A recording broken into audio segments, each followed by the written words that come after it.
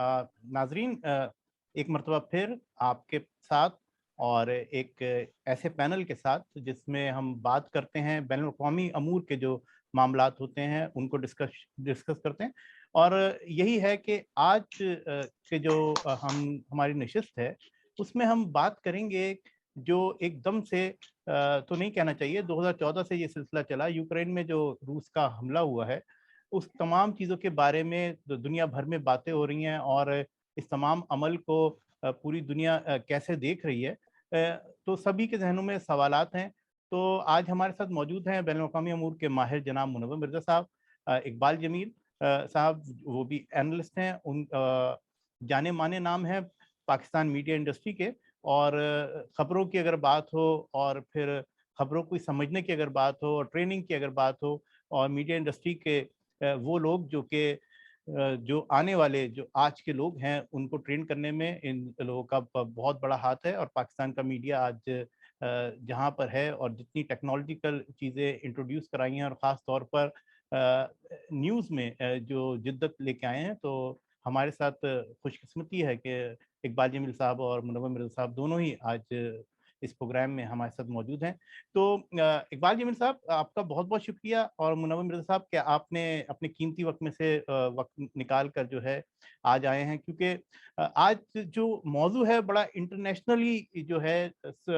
बातें जो चल रही थी और बहुत सारी बातें मुनव्वर मिर्ज़ा साहब के साथ मैंने इससे पहले बात भी की थी और उन्होंने इन खदशात का इजहार किया था, जो कि गो के बहुत सारे लोगों ने कहा था कि इस तरह का नहीं होगा। लेकिन अब वो मिर्ज़ा साहब वो दिन आ गया है कि रूस ने जो है यूक्रेन पे हमला कर दिया और पूरी दुनिया को एक तरह से तंबी भी दे दी है। तो थोड़ा-सा हमें जो है इसके बारे में ज़रा इसका पस मंज़र ज़रा शॉर्ट बता दें, ताकि हमारे वो देखने वाले जो कि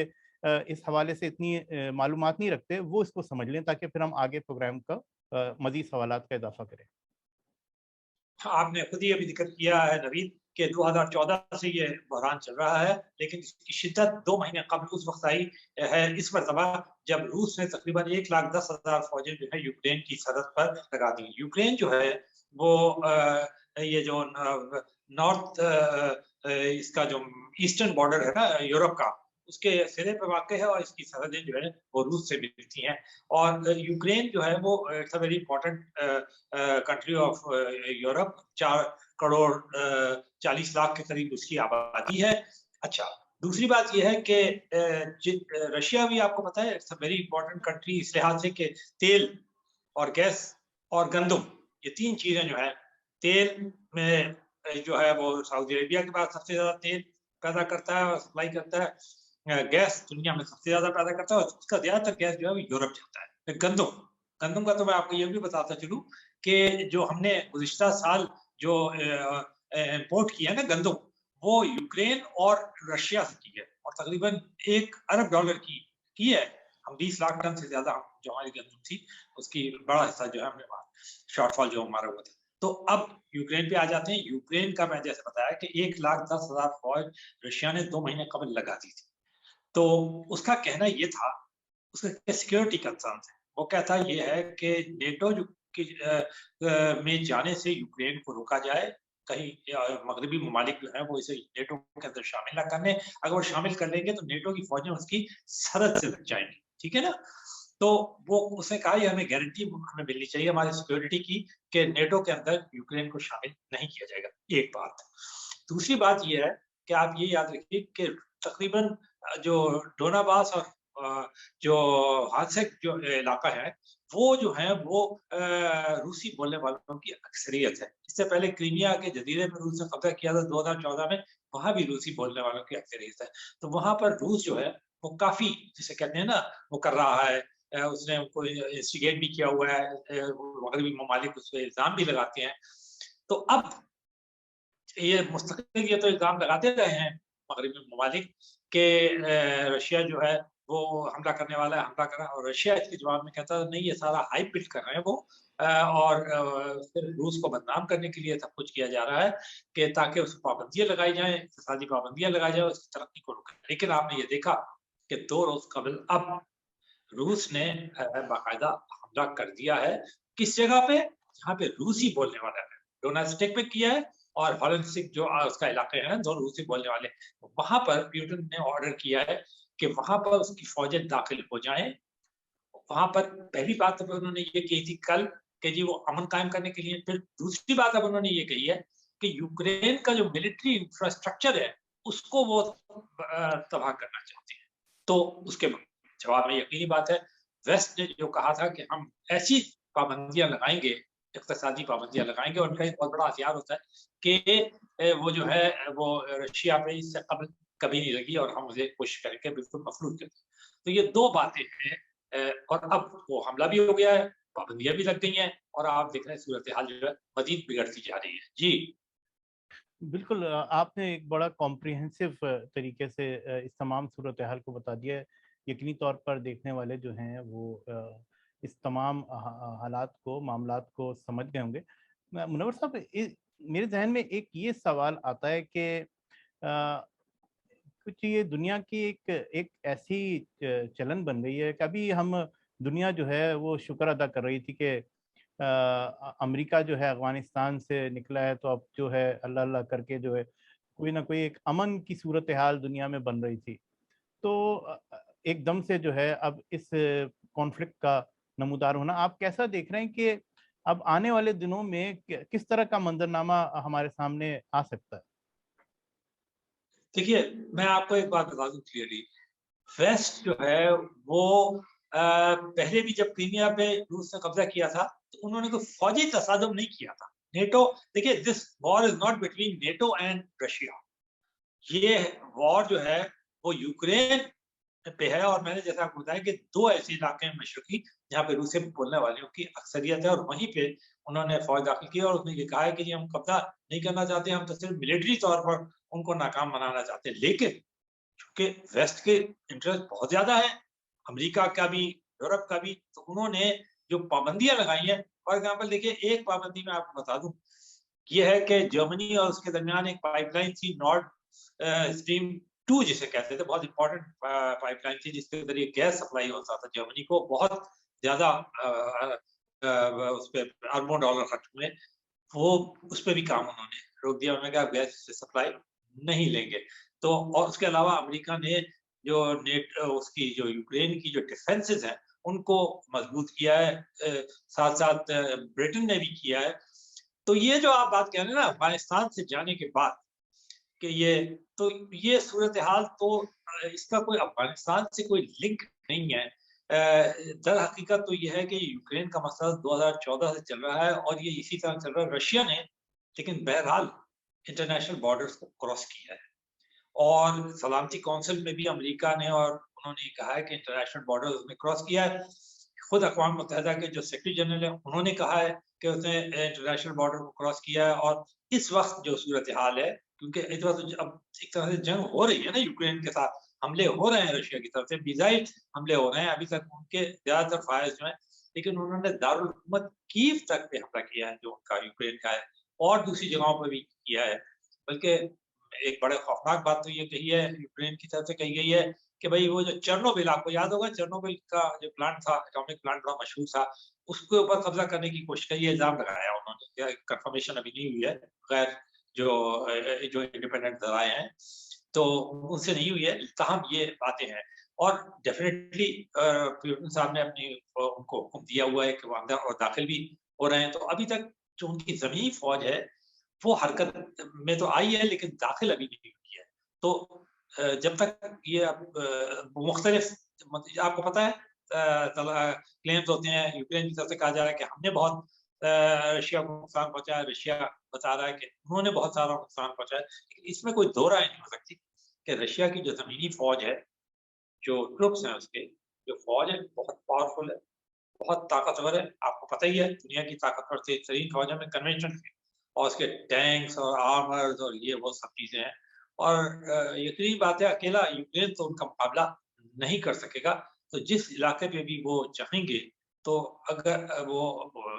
ممکن ہے کہ وہ قبضہ کر بھی لیں. جی مرزا صاحب، یہاں پر ایک یہ سوال پیدا ہوتا ہے کہ سوویت یونین کا جب شرازہ بکھرا، یوکرین کے پاس ایٹمی صلاحیت تھی، لیکن اس کے بعد جو ہے وہ تمام ایٹمی ہتھیار جو ہے تلف کر دیے گئے. آپ کیا سمجھتے ہیں کہ اگر یوکرین کے پاس اس وقت اگر وہ ایٹمی صلاحیت موجود ہوتی تو کیا اس طرح سے روس جو ہے وہ اس طرح کا اقدام کرتا پھر بھی؟ دیکھیے چرنوبل کا پلانٹ اور ایٹامک جو آپ صلاحیت کہہ رہے ہیں وہ تو ان کے پاس ابھی بھی موجود ہے، لیکن کوئی تصور بھی نہیں کر سکتا کہ کسی قسم کی ایٹامک جنگ کرے. آپ کو یاد ہے جب روس بکھرا بھی تھا تو اس وقت بھی ان کے پاس کہتے ہیں ہزاروں کی تعداد میں ایٹم بم اور ہائیڈروجن بم تھے، لیکن رشیا نے اس قسم کی ایٹامک کوئی آرسنل کو استعمال نہیں. اس وقت بھی جتنی آپ دیکھتے ہیں 1,10,000 بلکہ اب تو کہتے ہیں 1,90,000 کے قریب فوج ہے، اور بیلاروس جو ان کا کلائنٹ اسٹیٹ ہے وہ بھی ان کے ساتھ ساتھ وہاں سے بھی وہ کر رہے ہیں، کریمیا کی طرف سے بھی وہ بتا رہے ہیں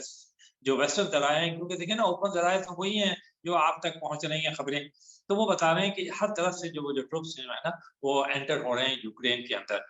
تو اس قسم کی کسی جنگ کا تو کوئی خطرہ نہیں ہے. اور وہ بھی میں نے آپ کو بتا دیا کہ امریکہ اور روس کی جنگ کا بھی کوئی خطرہ نہیں ہے، نیٹو اور رشیا کا بھی کوئی ڈائریکٹ تصادم نہیں ہوگا، کیونکہ دیکھیے اس سے قبل مذاکرات بھی جاری رہے ہیں اور سیکورٹی کونسل کا فورم بھی استعمال کر رہا ہے، لیکن پیوٹن جو ہے وہ آپ کو یاد ہوگا انہوں نے کرائمیا پہ بھی قبضہ کر لیا تھا، اور وہ جس کارڈ کو کھیل رہے ہیں یا جو انہوں نے حکمت عملی اپنائی ہے آپ کہہ لیں وہ یہ ہے کہ جو رشین اسپیکنگ لوگ ہیں نا، روسی بولنے والے یوکرینی جو ہیں، انہی کو وہ اس میں اپنا وہ ہدف انہوں نے مقرر کیا ہے، اور ان کی خواہش یہی ہے انہوں نے دو جگہوں کو وہ جیسے ڈوناس ہے اس کو انڈیپینڈنٹ اسٹیٹس کے طور پر بھی تسلیم کر لیا ہے، ٹھیک ہے نا. ایک طرح سے انہوں نے بائیفرکیٹ یا ٹرائیفرکیٹ کر دیا ہے، اٹھا کے یوکرین کو اس کی کاٹ دی ہیں لائنیں. جی تو بالکل. اب اچھا آگے منور صاحب، میں اقبال جمیل صاحب نے بھی ہمیں جوائن کر لیا ہے، گو کہ شروع میں بھی ہمارے ساتھ تھے لیکن یہ تکنیکی جو حالات اور معاملات ہیں اس حوالے سے ان کو کچھ مشکلات درپیش تھیں، لیکن انہوں نے ہمیں جوائن کر لیا. اقبال جمیل صاحب ایک مرتبہ پھر آپ کو خوش آمدید کہتے ہیں، اور منور صاحب سے بات ہوئی اور ہم نے یوکرین کا جو ایک پورا جو پس منظر ہے اور جو کانفلکٹ ہے اور جو روس اور یوکرین کا جو تمام صورتحال ہے اس پہ مرزا صاحب نے بہت ہی ایک ان ڈیپتھ جو ہے اپنا تجزیہ پیش کیا ہے. آپ ظاہر سی بات ہے آپ بھی خبروں کی دنیا میں آپ یہ تمام چیزیں دیکھتے ہیں، کیسا دیکھ رہے ہیں کہ اب جو آگے بلاکس جو بنیں گے، اب ایک ہوتا تھا نا کہ پرو رشیا، پرو امریکہ یا پرو ویسٹ، تو اب جو مسلمان ممالک ہیں آپ کیسا دیکھتے ہیں کہ جو مسلم کنٹریز ہیں ان کا کیا ریئیکشن ہوگا اس تمام صورتحال میں؟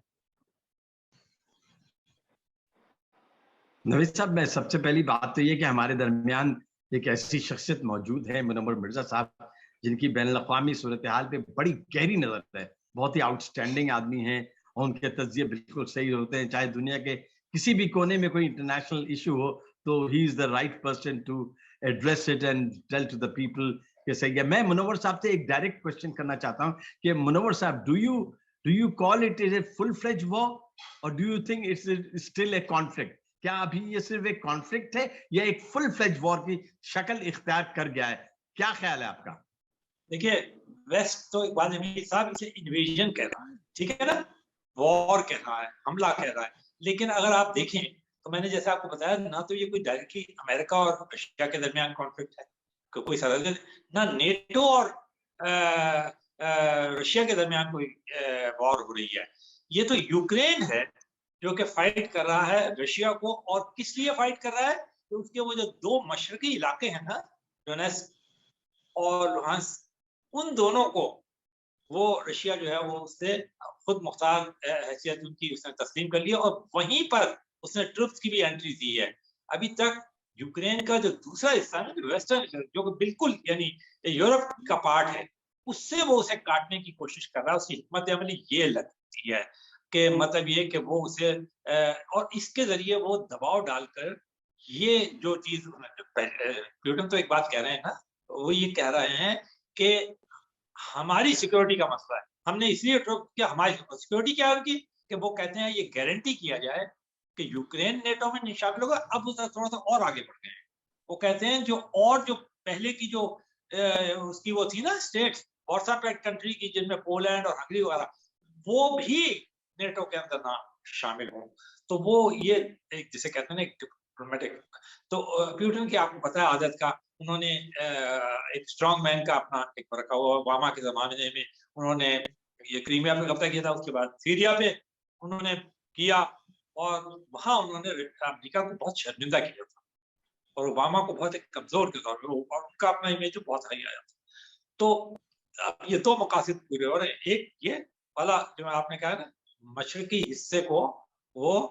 निकाल रहे हैं यूक्रेन से, खुद मुख्तारी देने की कोशिश कर रहे हैं। अच्छा मुनव्वर साहब, आप ये मुनव्वर साहब, इतनी आपकी गहरी नजर है, इतने आपने कॉलम लिखे हैं, गुज़िश्ता हफ्ते भी आपका एक कॉलम मैंने इस पे पढ़ा था, उसमें बड़ा सैर हासिल तजुर्बा कहता है, डू यू थिंक कि Ukraine is militarily so strong that they can face the Russians? आप कर सकते हैं, समझ रहे हैं आप? मैं नहीं समझता कि वो ये कर सकेंगे, इसलिए कि देखिए मैंने आपको बताया ना रशिया की जो फोर्सेज हैं बहुत स्ट्रांग है, बहुत मजबूत है, इसका तो एतराफ खुद वेस्ट भी करता है। अगर कोई उनसे मुकाबला कर सकता है तो वो नेटो कर सकता है, ठीक है ना, नेटो कर सकता है। लेकिन आपने देखा अभी तक कोई जवाबी कार्रवाई के तौर पे, अभी तक मैं कह रहा हूँ, मुझे नहीं मालूम कि अब जिस वक्त मैं और आपकी बातें कर रहे हैं हो सकता है कि कोई रिटेलिएशन हुआ हो, लेकिन कोई नेटो की तरफ से कोई मिसाइल फायर नहीं किए गए हैं, है ना, कोई ऐसा आपने नहीं देखा है रिटेलिएशन उनकी तरफ से। जो वो कर रहे हैं, दे वांट टू, जिसे कहते हैं ना इक्तिसादी तौर पर, वो तो इसी से तो प्यूटिन घबरा रहे थे। वो पहले भी यही हुआ था ना, यूक्रेन पे जब उन्होंने क्रीमिया पे कब्जा किया था तो ओबामा ने इतनी सख्त पाबंदियां लगाई थी, आपको याद होगा कि उनका सेंट्रल बैंक जो था वो कुछ अरसे बंद रहा, रशिया का रूबल जो था, उनकी जो करेंसी है वो टम्बल डाउन करके बिल्कुल जीरो पे आ गई थी, और बड़ी सख्त, यानी उनकी बहुत खराब पोजीशन आ गई थी। रशिया की इकोनॉमी जो है वो तो बावजूद इसके गैस, गंदम और इसके अंदर दुनिया की वो पावर्स हैं, मगर वेस्टर्न पावर्स ने लगाकर इक्तिसादी बहुत जबरदस्त दबाव रशिया पर डालता। जिस चीज से घबरा रहे हैं प्यूटन वो है वही इक्तिसादी पाबंदियां, और इसीलिए मिर्जा साहब आपने अभी एक बड़ी अच्छी इसी से जुड़ा हुआ एक सवाल अभी तक नेटो से कोई आपकी बात नजर, नवेद साहब एक मिनट ले, अभी मुनव्वर साहब ने कहा कि नेटो की तरफ से अभी कोई ऐसा रिएक्शन सामने नहीं आया। मुनव्वर साहब, कल नेटो के एक नुमाइंदे ने कहा था कि हमारे पास जो है इस वक्त 100 के करीब जेट्स तैयार हैं, जेट्स हमें तैयार है। ये इसके मुताबिक आप ये बताइए, इट मींस वो तैयारी तो कर रहे हैं। दूसरी ये बताइए जो सैंक्शंस लगे हैं, जो यूनाइटेड स्टेट्स और आज तो उसमें जापान और ऑस्ट्रेलिया भी शामिल हो गया उस सैंक्शंस में, आप क्या समझते हैं, अगर एक आप एनालिसिस करें तो कितने अरसे तक रशिया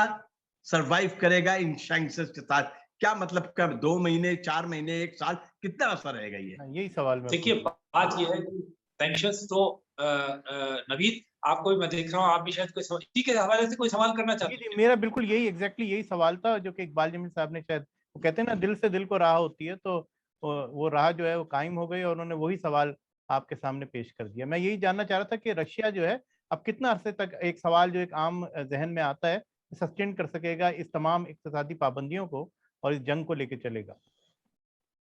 देखिए जो अल्फाज इस्तेमाल किए मैं नहीं एग्जैक्टली बता देता हूँ आपको। जो बाइडेन ने भी ये कहा है कि हम, और सारे यानी बोरिस जॉनसन ने भी ये कहा है, फ्रांस के सदर ने भी ये कहा है कंडेम करने के बाद कि हम ऐसे सैंक्शंस लगा रहे हैं रशिया के ऊपर जो इससे पहले कभी नहीं लगे और हर्ट करते हैं। आपको याद होगा सर्जी लारोव ने आज से 2-2.5 साल पहले मैंने पढ़ा था कि उन्होंने कहा था कि they are giving us pain, ये लफ्ज इस्तेमाल किया था उन्होंने कि हमें इन सैंक्शन से बड़ी शदीद तकलीफ हो रही है। आपको याद होगा कि जब पिछली बार सोवियत यूनियन जब बिखरा था तो कोई अमेरिकी फौजें थोड़ी दाखिल हुई थी उन इलाकों के अंदर, या नेटो की फोर्सें थोड़ी दाखिल हुई थी। आज खुद वो इक्तिसादी तौर पे इतना वीक हो गया था कि वो अपनी जो स्टेट्स थी, वसी एशिया में हो चाहे यूरोप के अंदर ईस्टर्न साइड में हो, वो उनका बोझ नहीं सहार सका था और वो बिखरने पे मजबूर और डिफॉल्ट कर गया था रशिया। आपको याद होगा एक बार। तो सैंक्शंस जो है ना ये बड़ी खौफनाक होती हैं, और उन्होंने जो पाबंदियां लगाई बैंकों पे लगाई हैं, उनके तमाम बड़े बड़े लोगों पे लगाई हैं। मजीद पाबंदियां भी G7 का इजलास जारी है जबकि हम आपसे बात कर रहे हैं। तो G7 दुनिया के अमीर तरीन मुल्कों में, जिसमें जापान से लेकर और ऑस्ट्रेलिया से लेकर और यूरोप से लेकर जर्मनी वगैरह सब शामिल हैं। वो मजीद पाबंदियां اور ان کی کوشش یہ ہے کہ وہ کرپل کر دیں اس کی. لیکن یہ یاد رکھیے مرزا صاحب یہ آپ نے بہت اچھی بات کہی کہ اس کو کرپل کرتے ہیں. مرزا صاحب ایک بڑا وائٹل بات ہے کہ اس کی ٹائمنگ بڑی عجیب رہی پاکستان کے لیے کہ ہمارے پرائم منسٹر صاحب وہاں پہنچے ہیں, تو اس کا کیا امپیکٹ دیکھ رہے ہیں آپ, کیا دنیا میں کیا اس کا میسج جائے گا؟ یہ تو خیر کافی عرصے پہلے شیڈیول تھا یہ دورہ, تو آپ کیا سمجھتے ہیں ممکنہ طور پر کیا وہ پاکستانی پرائم منسٹر کو جو انہوں نے انویٹ کیا ہے بغیر ویسٹ کے, اس میں کانفیڈنس میں لیں گے یا صرف بائی لیٹرل بات چیت رہے گی؟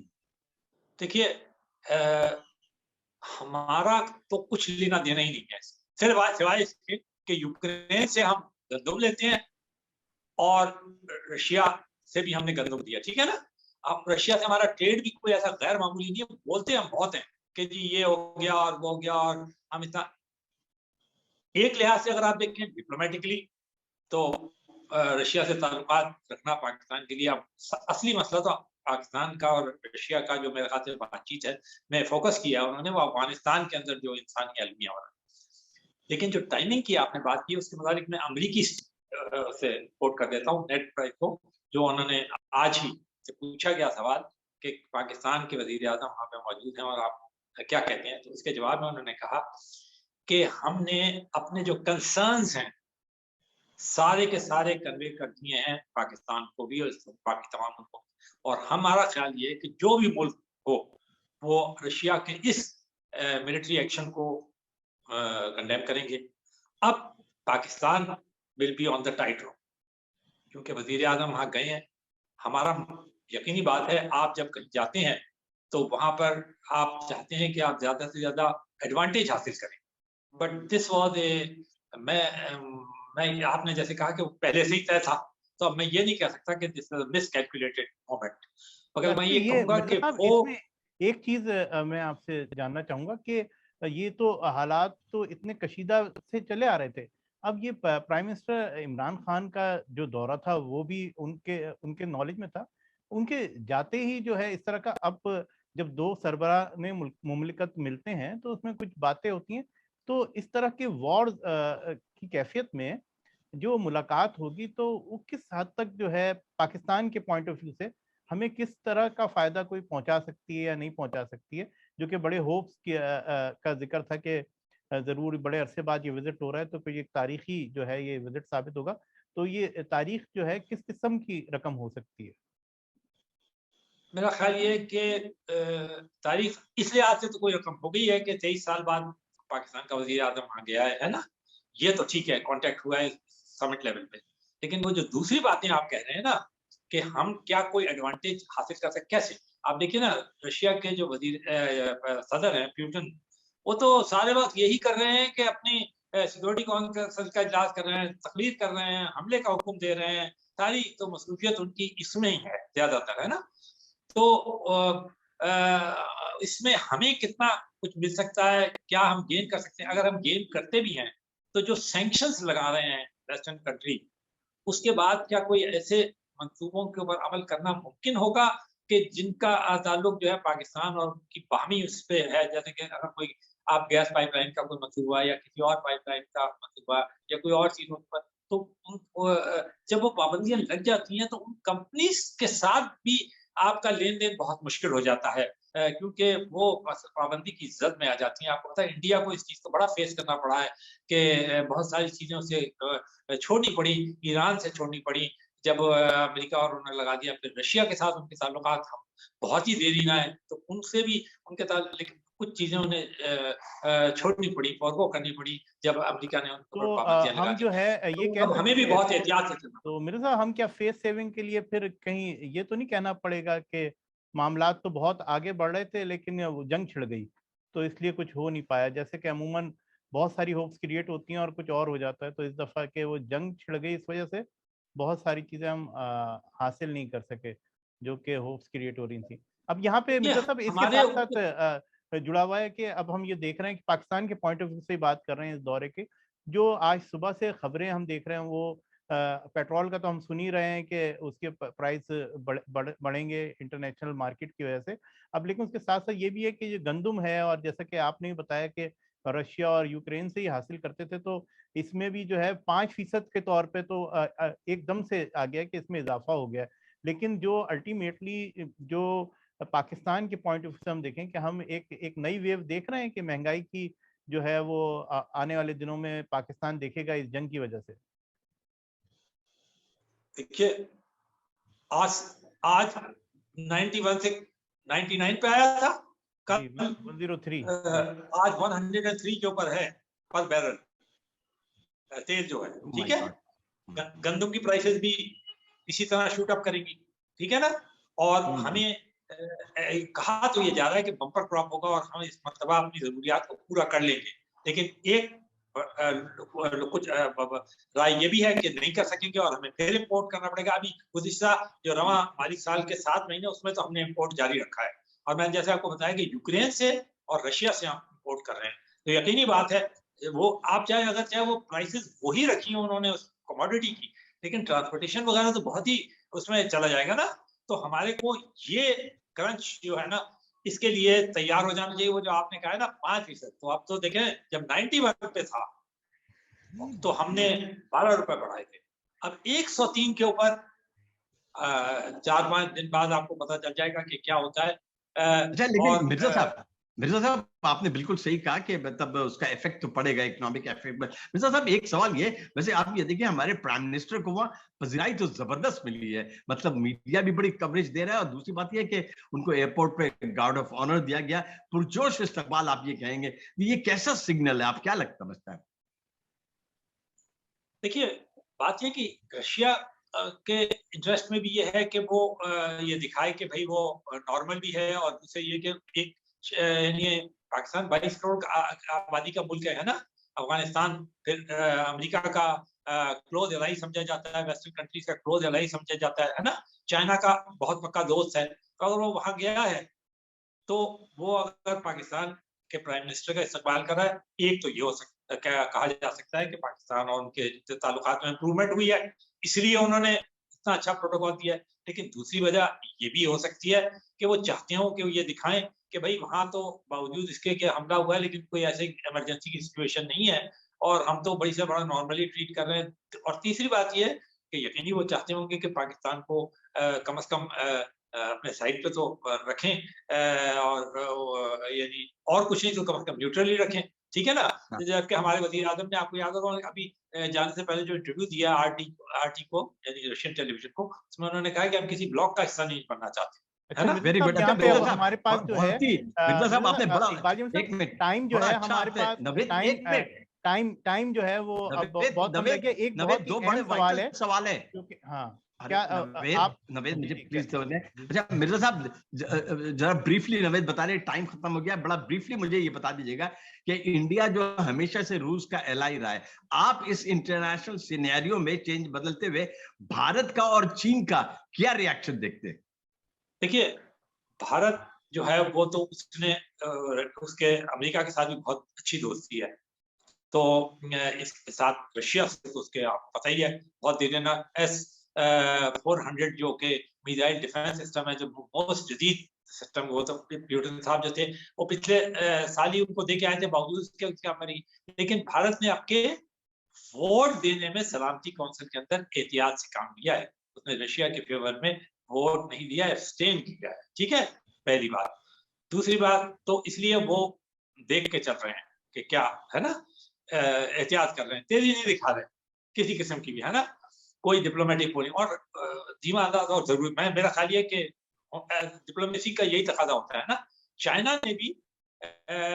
एक तरफ तो उसने कहा है कि नेटो को एक्सपेंड नहीं करना चाहिए, और वेस्ट को उसने थोड़ा सा वो भी किया है दबाव में, लेकिन उसने भी कोई ऐसे खुल के बयान नहीं, इसलिए कि वो भी आप देखें ना 1928 का जो कन्वेंशन है, पेरिस कन्वेंशन है, उसके तहत आप किसी मुल्क के अंदर क्रॉस नहीं कर सकते। अगर आप ऐसे फौजें क्रॉस करने लगेंगे और आप कब्जा करेंगे, यही इल्जाम था आप अमेरिका में लगाते थे कि जी वो उसने इराक पर कब्जा कर लिया, उसने अफगानिस्तान पर कब्जा कर लिया, उसने लीबिया पर कब्जा कर लिया। तो अब रशिया इसी चीज से बच के और अमेरिका को हिट करता रहा है, तो अब यूरोप वाले जो है जवाबन उनके पास भी एक जवाब पैदा हो गया। तो जो भी कोई कंट्री है वो सलामती कौंसिल में तो आपको जाना है ना, और बातें तो वही हैं जो असूली मौक़िफ़ है। ठीक है। अच्छा मनोवर साहब, इससे पहले कि मनोवर साहब नवेद अब आपकी तरफ आएंगे, लेकिन मैं एक आखिरी सवाल कर रहा हूँ, बड़ा क्रिटिकल सवाल है। क्या आप ये समझते हैं कि जितने वेस्टर्न यूरोपियन कंट्रीज हैं इस वॉर में इन्वॉल्व हो सकते हैं, या ये ऑल आउट वॉर हो जाए? बड़ा ब्रीफली जवाब दीजिएगा। जी बिल्कुल, इस बात का इम्कान नहीं है। मैंने आपको बताया ना, this is not a war between NATO and Russia, this is a war, वो अपने रूसी बोलने वाले इलाके के ऊपर वो करके ना, जिस जो भी कुछ कहने आप, उनको अपने फेवर में लाकर और वो वेस्ट के ऊपर दबाव डालना चाहता है। कोई बराह रास्त तसादुम रशिया नहीं लेगा कभी भी नेटो से, और नेटो वाले भी नहीं चाहेंगे, ना अमेरिका चाहेगा कि कोई बराह रास्त तसादुम जो है। इसीलिए आपने देखा अभी तक तो उन्होंने एक भी रॉकेट तक, छोटा रॉकेट भी फायर नहीं किया है उसके ऊपर। जी जी नाजरीन, जैसे कि आपने तमाम गुफ्तगू सुनी और जो